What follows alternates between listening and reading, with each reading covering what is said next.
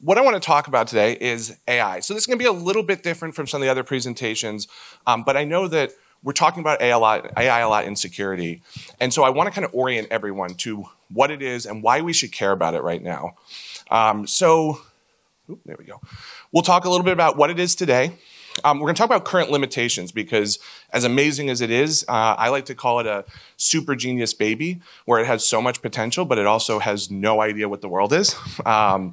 We'll have some common misconceptions, and I promise that I'm not going to be unkind to humans, but I will talk about humans and how they can be replaced. So we'll go there. We'll talk about where we're headed, and spoiler alert, I mean, I don't know. If I was going to come up here and tell you exactly what was going to happen, I'd have a crystal ball. And then the big ones, how will this impact our organization, our career, the way we think about work? And then how do we prepare for it? So I've got six kind of key steps that I've been able to work through with a bunch of leaders in various industries. And they found it really helpful. So I want to share those with you today.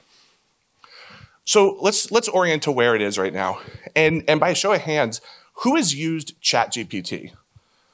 Okay, all right, decent. Who has no idea what ChatGPT is? Okay, all right, excellent, fantastic. Then we'll start from scratch here. So AI is nothing new.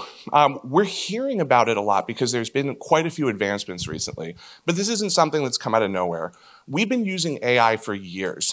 Some of the most powerful ones we've been using are Google, so our Google search, Google Translate, if you're using that, very, very powerful.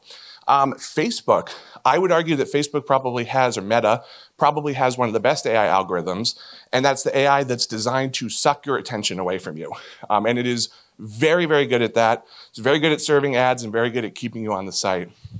And then kind of a more simple version, fraud detection for credit card companies. We've had this forever. Credit card companies have a ton of data on us. They're really, really good at determining what we do normally. And when it says, okay, Kyle just bought something in New Hampshire, and then Kyle just bought $30,000 worth of drapery in California, something that did actually happen to me, it says, yeah, I don't think Kyle's doing that. He doesn't seem like the type who would buy that much drapery. So why we're talking about it today is because there's been a lot of advancements in the past few years. And kind of the catalyst for all this has been ChatGPT, which is OpenAI. OpenAI released really the first, I would say the first viable AI chatbot that people have started to get used to, started to hear about in the media. And we're actually probably the folks who are raising their hands and saying, oh, I don't know what this is. I've never interacted with it before. You probably have. You just don't know it. You've probably read articles. A lot of news outlets, especially local ones, are starting to write things with AI. A lot of advertisements now are written with AI. So you've probably come across it anyway. But what I like to tell people, I have up here, AI is not a new and improved tool. It's a species, a new species. And yes, that's a little bit hyperbolic, but I put it up there for a point because we can't think about this as just a new technology or just an advancement in technology. I kind of think of the analogy of a hammer.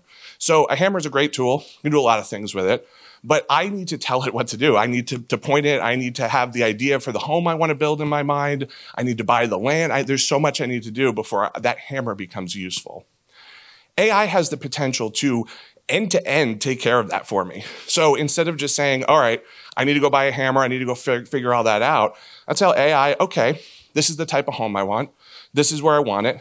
This is how I'd like it designed. Could you please go find the lumber for me? Could you please go find the workers with the hammers to go put this together for me?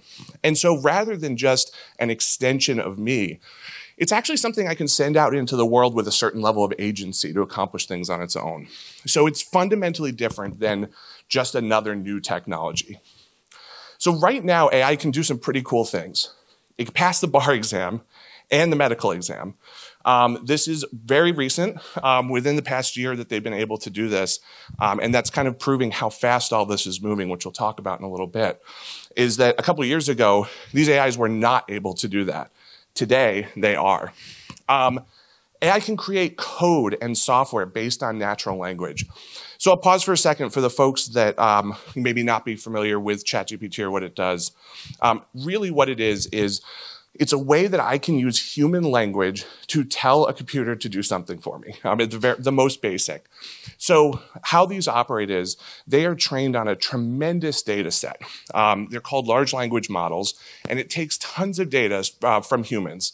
The easiest way to think about this is everything that was ever written by humans that's available on the internet, AI is able to ingest. And the real magic, interestingly enough right now, comes from the humans. So AI on its own, yeah, it has all of that data, and that's a great amount of data that you can use a search engine for. But how does it know what you want? Well, we've been training it. We've been training it by using it, and then organizations are training it like OpenAI to develop these models. And it gets to the point where you should be able to put in natural language into one of these AI prompts, and it will give you back something in natural language. It's not like a search engine where it's going to give you a whole bunch of stuff and you got to go in yourself. It's actually going to answer your question like a human, relatively. So, first piece of homework for everybody, if you haven't used ChatGPT, highly, highly encourage you to go home and check it out. There's two versions right now. The free one, I would say everybody try the free one. 3.5, you don't have to pay anything for it. But if you like that and you really want to see where this is going, pay the $20 a month, even just for 1 month for ChatGPT 4. ChatGPT 4 is worlds better than ChatGPT 3.5. And just have a conversation with it. Ask it to do some of the drudgery that you have to deal with at work. We'll talk about that with some caveats, though, for security. But where it's at right now, it's really, really good at taking things that it's kind of boring to make. For me, I'm the type of person who's really bad at making something from scratch. If you say, hey, make a whole presentation on this from scratch, I'm going to procrastinate. I'm probably not going to do it. This is the best I could. But if you give me something that's even 20% of the way there, I can take that and I can build out on it. So it's a very, very powerful copy editor. It's like having somebody who's sitting next to me that's doing the things I don't want to do, and then I'm able to add in my own language. Pause here to say, the last thing that I want to encourage anybody to do is put out more just straight AI output into the world. We've already started to see that in advertisement, in reporting, in even creative applications, and you can tell, especially if you've used it enough. So please, make sure you're using this as a powerful tool, but remember to put your own voice and your own language to it. So some of the other things it can do. We talked about deepfakes a little bit before. That was awesome. I've got an example here of turning some guy into Tom Cruise. And it works really, really well. What I would say is go on YouTube. There's two things to search. And I want you to search for them from about 2 years ago, and I want you to search for them now. One is deepfakes, and you'll see how much that's evolved. The other one is AI impersonating singers, famous people, anything. The Keanu example was referenced as well. But you can go on YouTube right now and type in AI sings, and you could pick any singer, dead or alive, any song, and somebody's probably put it out there. And listen to it from about 2 years ago, and then listen to a new one. I forget the name of it, but there's a Drake one that's very popular right now that was developed with AI. And it's unbelievable. It's really, really convincing. AI can also create art. So I asked it to create me a Renaissance painting of a hamster playing music, and it did an okay job. I mean, that's a hamster, that's a violin. And I put original in quotes there because, a lot of people will say, well, the way that these work, all it's doing is it's looking at all this art that's been generated by people, and it's creating something based on that. Well, it's kind of how humans create art. And there's nothing new under the sun, and people take inspiration from things. This is just doing it in quite a different way. And then relevant to today's conversation, AI can develop and execute full cyber attacks. I saw a really cool demo, or terrifying demo, depending on how you want to look at it, so pause here for a second to talk about the evil versions of AI. So OpenAI has ChatGPT, has a lot of protections on it. They do a pretty good job. It's kind of hard to get it to do some of the more malicious things. You can with a little bit of prompting. You can get it to generate what would be considered a phishing email. But it's actually going to detect if you say, hey, write me a phishing email to trick my boss into giving me a raise or something like that. It's going to say, hey, this is a phishing email. I'm not doing that for you. However, not too long after ChatGPT was released, these, we call them jailbroken versions of it. Worm GPT is one of the big ones right now. What they did was they took these models, they took off all of the protections, and they said, we're actually going to market this towards threat actors. So there's a place you can go online, $200 a month in crypto, and you can access this. This tool, I've seen a few demos, this tool you can say with plain language. So I'm not a coder. I would be able to go up to it and I'd be able to say, all right, I want you to help me create an end-to-end phishing attack. Here are my targets. Here's my goal. Here's what I want you to look up about the person. So it will go to the websites and it'll find bios, it'll find information, it'll find blog posts from them, and it'll say, write this phishing email in that person's language, develop me a website to capture what they put in, and execute the attack. And that's a very simple version. It can execute much more complex attacks where it's actually coding malicious payloads and sending them out. But it is all possible right now, and we're still pretty much at the beginning of it. So very interesting to see where especially the threat portion of this goes. But with everything, there's limitations, and there's some pretty big ones with AI. As I mentioned, it is kind of the super genius baby, and it hallucinates. That is actually a real term. AI hallucinations is a thing. And the reason it does this is because it doesn't have a tether to reality. And this is a real key limitation of AI. AI is amazing in that it's able to access vast databases. It's able to predict with amazing accuracy what we're looking for. But it doesn't know that the sky is blue. It is told the sky is blue by all the data that says that. It doesn't have eyes that are looking up. So if enough data changed that said the sky is green, it would confidently tell you the sky is green. That's where those hallucinations come into play. So an example of this one, there was an attorney in New York who had put together a brief using AI.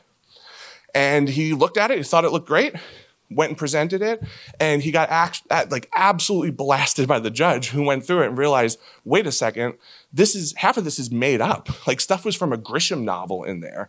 And AI had very, very confidently found or even completely fabricated cases for this attorney to reference. And he just assumed, yeah, hey, AI's telling me it must be true. It's kind of like the old adage, like, oh, if it's on the internet, it must be true. No, you need to be taking all this with a grain of salt. So don't be that attorney. And we'll talk about what you can use AI for today, but don't use it for that. Biases in training are a big thing. So again, the thing that gives these large language models the power is the reinforcement learning and the human learning, the machine learning that it's able to do by people training it. And people are wrong. People have biases. People think differently. And so you have to remember that at the end of the day, that there will be some of those inherent biases, things that you don't agree with, protections that are put in place that you're like, why the heck are they here? And that's going to be really interesting to see how that expands and how that plays into things like free speech and how that's legislated. But right now, it's good to know that, yes, these are great, but they're not perfect. There's a certain black box element to how these are developed and run. And what I mean by that is, OpenAI and you look at ChatGPT and it's like, yep, there's some security here, but it's not super clear what. And we know that the inputs are being taken and used to further train this model. So anything we're putting in there, we have to assume, especially ChatGPT, we have to assume that it is not confidential. And we'll talk about how we can leverage that and some of the protections you can put in place there. And then this is just more of a general, thinking about the long-term advancement. These machines take an incredible amount of processing power in order to set up a neural network, which is really just a bunch of computers arranged in nodes that are similar to how our brains are wired. And that's part of the magic behind the scenes there. Those are taking tremendous amount of resources and chips. And we're going to hit a power threshold someday, especially if we're talking about sci-fi levels of general intelligence. That's going to have a big impact. So we're going to have a plan for that one. Some common misconceptions here. All right, first is AI is a tool and technology that will follow patterns like we have seen before. Well, I already talked a little bit about the difference between moving from one technology to another and the hammer, but it's not true. AI is something even right now that is much more advanced and much different to think about than a regular technology, and it's only going to continue to grow. We can judge the AI of tomorrow by the intelligence level of AI today. We can't, and I say sorry, Moore. So Moore's law says that it basically improves about 2 times every 2 years. This has been blown away by AI. AI has exponentially kind of grown that in the past few years. And so it's really hard to go back and say, okay, well, we have a rough idea of how fast processors have gotten better, and we can apply that to AI. You can't. You can't. This is the one that always gets a little bit of guff. Humans are irreplaceable in all but small niches. That's not true. It is true right now, and it is probably true for the foreseeable future. Depending on where you're at in life and career, I know I'm certainly a little bit concerned about it, seeing where this is going to go and the type of industries that this is going to disrupt. And I'll talk about some of the ones that are going to happen in the short term. But this is something that's important enough to wrestle with and realize, hey, this has the impact, this has the ability to impact and change a heck of a lot more than just what's happening today. And then my favorite, because it's just really fun to catastrophize in sci-fi mind, is we should focus on the fear of AI becoming sentient and destroying the world. We should talk about it. We should wrestle with it. This is, I put this up here a little bit jokingly, but we should wrestle with all potential outcomes of AI. And yeah, is that one of them? Yes. Are we likely to get there in our lifetime? No. And the reason being that in order to get to a place where AI is going to have its own motives and be able to do that kind of stuff, we'd be talking about something called general intelligence, or AGI. And that's a key difference, and that's a really important term. As you're reading about AI and hearing about AI today, it's a really important term because what we have right now is not general intelligence. General intelligence is the, for lack of a better term, sci-fi Skynet version of AI today. And that would require advancements that are possible. Some people say it's not possible. I'm not here to speculate on that. But the point being, don't spend a ton of time thinking about that.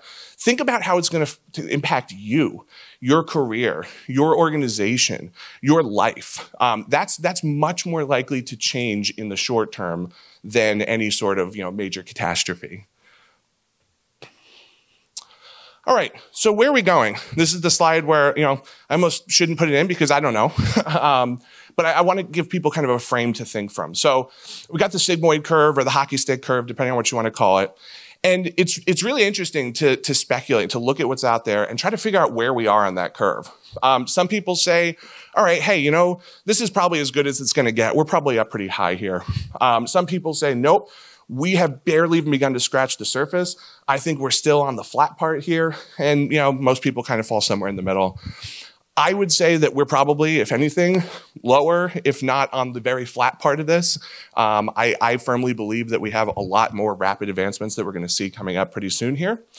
And the reason is there is a ton of money being put into this. ChatGPT kind of kicked off, and OpenAI kind of kicked off what are referred to as the IQ wars. Basically what this is it's a race to figure out who can create the best intelligence, the best artificial intelligence, and integrate it into their platforms. And so right now, Microsoft is spending a ton of money on this and partnering with OpenAI. Meta is spending a ton of money. As I mentioned, they already have a pretty robust AI, and they are really, really putting money into that one. And then Google. Google's been at this for a while now. Google is actually the one that developed the AI that was able to pass the medical exam.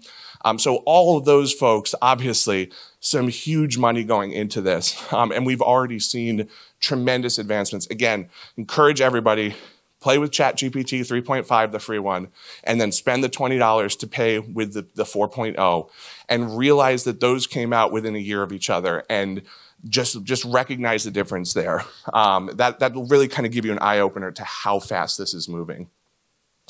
And yeah, so just in the past year, we've seen that exponential growth, and I don't see it stopping anytime soon. There's really no indicators that it's going to do anything but rapidly continue. So how is this going to impact us? This is really the important part, and I'm going to start kind of just framing how we really feel that AI is going to develop, and then we'll talk about 6 specific things that I think every business leader needs to be doing right now. So the change is going to come in thresholds. And right now, we're kind of between the first and second threshold. So the first threshold is AI development. And that's definitely where we're in right now. That's where we're seeing all of this money and time being poured into it. and tons and tons of media attention around it, but not a lot of direction. So ChatGPT is fantastic, but it doesn't know my data. It's not integrated into my Office 365 environment, into my line of business applications. And so it's not as valuable as it could be by a long shot, especially when you consider that you really shouldn't be putting any confidential, personal, private information into ChatGPT. It kind of limits it to, again, a pretty helpful copy editor, but not much more than that. The next threshold is integration with software. And this is where things get super, super powerful. So what I mean by that is there are multiple industries already integrating this right now. Salesforce is a big one that I know a lot of people are familiar with. Salesforce has an AI that's attached to some of their offerings that's already helping salespeople, people who are not good at being detail-oriented like myself. I love those tools because they will do all of that drudgery, all that little stuff, and let me focus on what I think is my most valuable and creative output. So, I mean, even already with the limited tools that are here, I've felt more fulfilled in my work because I'm taking some of that drudgery and I'm offloading it to somebody who can do it much, much better than me. And then I'm able to focus on my good, valuable creative output. The next big area that software integration is going to be incredibly powerful is when Microsoft integrates it with Office 365. And you know, for non-Microsoft users out there, Google is also doing this as well. But I'm a Microsoft person, so we'll talk about Microsoft here. Microsoft has a tool program called Copilot that is in beta right now that will be rolling out within the year, if not this year, early next year, to folks. And what that's going to do is it's going to take the power of OpenAI and ChatGPT, and it's going to integrate it directly into your 365, into your work environment. So what's this mean practically? Well, I could have a meeting scheduled, and I could have it be one of a series of 4 meetings.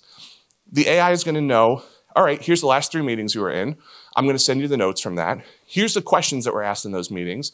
Based on those, here's the questions that are likely to be asked in these meetings. Here's some insights to those questions. And by the way, I'm not just getting it from these 4 meetings. I'm pulling data from SharePoint, from your email, from everything. The power there is tremendous. And afterwards, if you want to come see me, I've got a little packet I can email folks that's got a bunch of demos on it. And these were some demos that I found particularly compelling, that really opened my eyes to, okay, this is going to be a true game changer. So Microsoft Copilot, and that's one of them. And if you don't want to come to me afterwards, great. Go to YouTube, Google Microsoft Copilot demo and watch it, because it simultaneously shows some of the awesome things that are coming and a little bit about what we should be cautioning against. So some of the great demos in there, sharing some of the things I talked about, some of the more productivity things.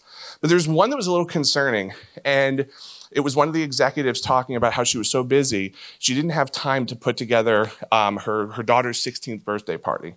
So she asked Microsoft's AI to put together the party for her, to build a presentation for the party, and to write her a nice heartfelt note. And it just came off wrong. Everybody should watch this, but it was that moment. It took me out of it for a second because it made me remember, like, this is so amazing, but there's a lot of risks here. There's existential risks to humanity here that outside the scope of this conversation, but everybody should be wrestling with that and seeing it for the amazing tool it is, but realizing that it has the capability of taking something human from us. All right, so software integration. Once software is just standard, everything is going to be AI and software, you're going to get to a point where there's going to have to be some behavioral change. There's going to be staffing changes. There's going to be situations where entire job roles are going to be eliminated. People are going to have to approach work different.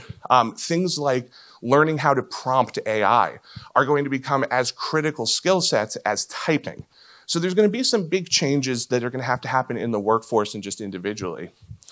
And then we get up to the top of that, which is just, sky and above, business model innovation. This is where we're going to have to rethink completely how business is done, how organizations are run, how we're structuring things. Because at that point, AI will be so prevalent in our lives and in everything that we do that Yeah, most jobs we may not even have to go to. So what do humans do then? How do we still make a living? That gets into a lot of that more existential thought patterns. But that's roughly where we see things going. And right now, again, we're really in that AI development software integration phase. But we should be looking forward, certainly, to the behavioral changes that are going to be needed in organizations. Some of the industries and roles that are rapidly changing. So I've gotten an opportunity to talk to many business leaders from across different organizations, getting their insights on it, seeing what they're looking at and what they're trying to figure out, okay, are we eliminating these roles? Are we augmenting them with AI? But these are some of the big ones.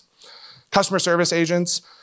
This is a huge one, and as somebody who has been in a customer service industry for my entire life, it is a little bit scary, but think of a customer service agent. Who would you rather call?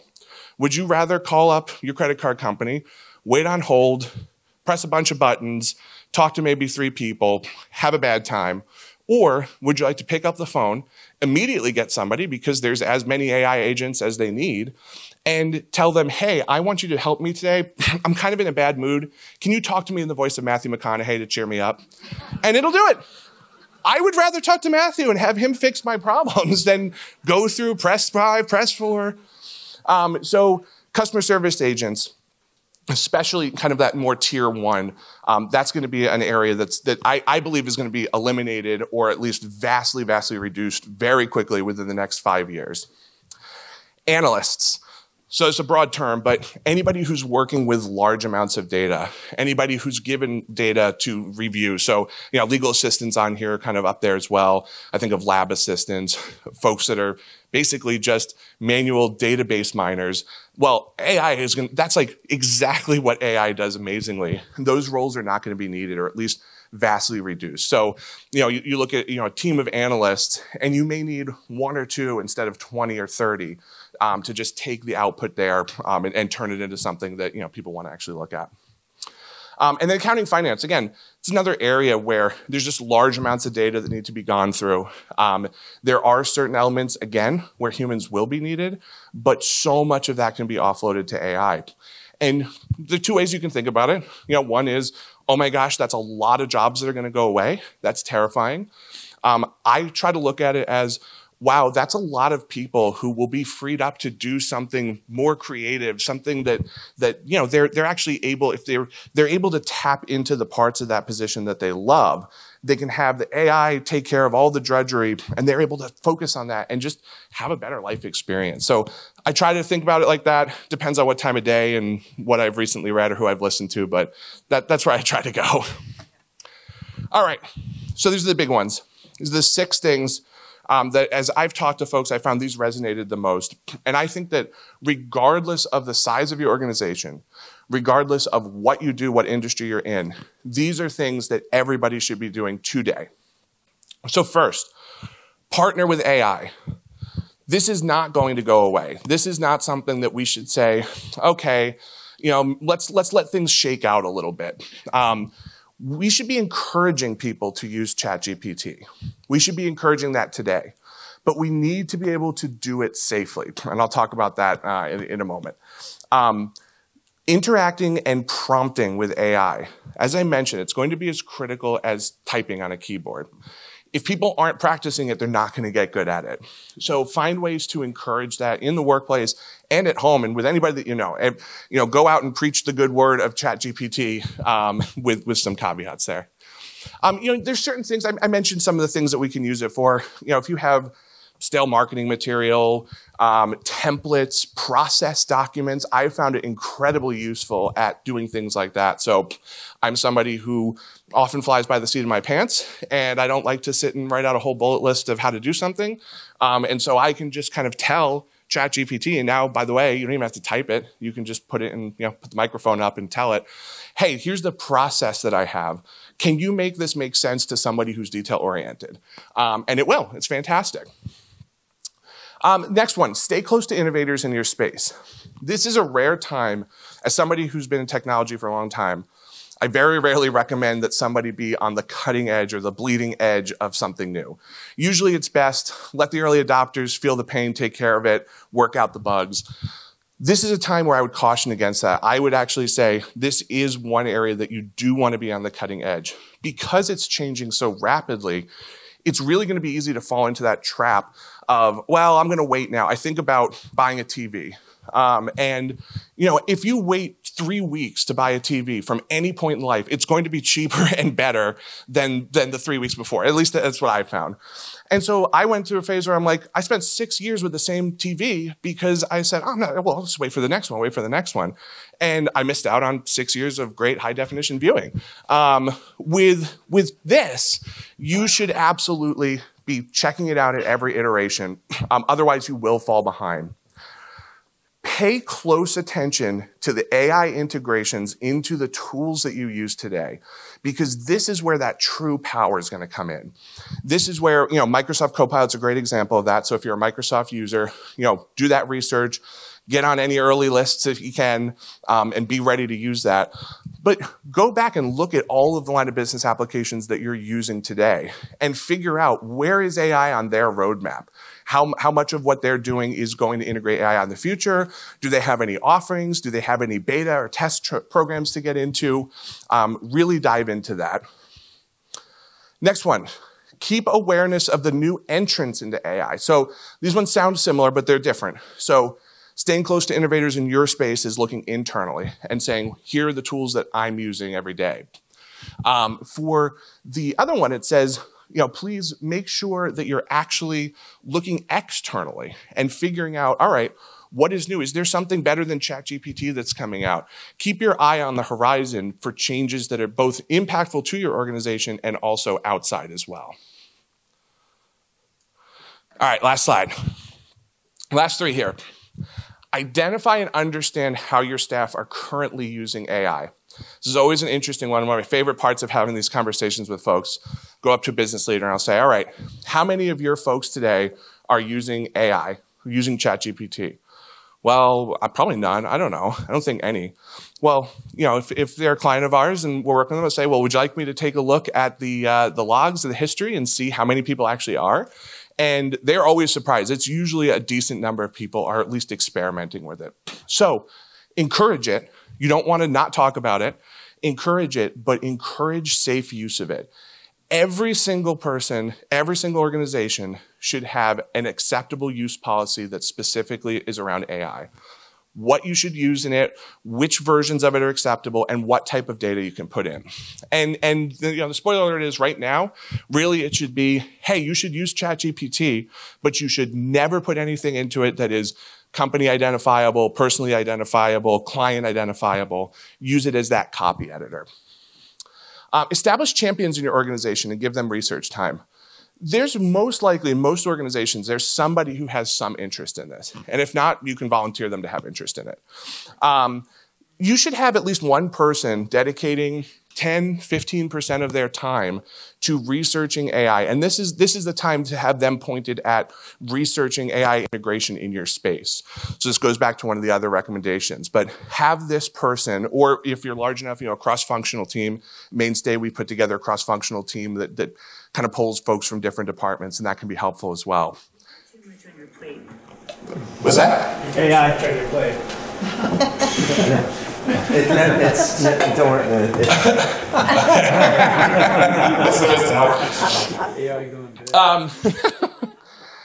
All right, and the last one is update your thinking and predictions regularly. And this kind of goes more than just to the organization. This is looking externally too. And this is where it's great to get involved. Look for some podcasts. And again, I have a one email I could send out that's got a whole bunch of these podcasts. Look at people talking about differing views here. Look at the people that are saying the world is going to end because of this.